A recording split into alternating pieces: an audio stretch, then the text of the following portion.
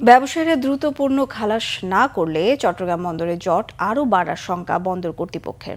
বন্দর কর্তৃপক্ষ জানিয়েছে, বন্দরে কন্টেইনার রাখার ধারণ ক্ষমতার ৮০% জায়গায় এখন কন্টেইনার রাখা হয়েছে। কন্টেইনার রাখার জায়গা কমলে পণ্য খালাস কার্যক্রম সহ বন্দর পরিচালন কার্যক্রমে সময় বেশি লাগে। তাতে পণ্য হাতে পেতে ব্যবসায়ীদের সময় লাগবে বেশি। গত ৪ জুন বন্দরে আমদানি পণ্যবাহী কন্টেইনারের সংখ্যা ছিল ২৮,০০০। বৃহস্পতিবার পর্যন্ত তা ৩৯,০০০ ছাড়িয়ে যায়। ছুটির এ সময়ে ৭ দিনে জমেছে ১১,০০০ কন্টেইনার। এই ৭ দিনে বন্দরে আসা জাহাজ থেকে কন্টেইনার নামানো হয়েছে ২৪,০০০। এর মধ্যে ব্যবসায়ীরা খালাস করে নিয়েছেন ৯,৫০০ কন্টেইনার। জাহাজ থেকে নামানো ১৪,৫০০ কন্টেইনার রয়ে গেছে বন্দরে। চট্টগ্রাম বন্দরের মুখপাত্র মোহাম্মদ নাসির উদ্দিন জানান, ঈদের লম্বা ছুটির সময়ের মধ্যে বন্দরের কার্যক্রম সচল রয়েছে।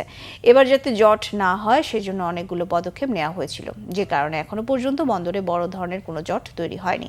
তবে ব্যবসায়ীরা এখন দ্রুত পণ্য খালাস না করলে কন্টেইনারের সংখ্যা বাড়বে, তাতে বন্দরের কার্যক্রম ব্যাহত হতে পারে।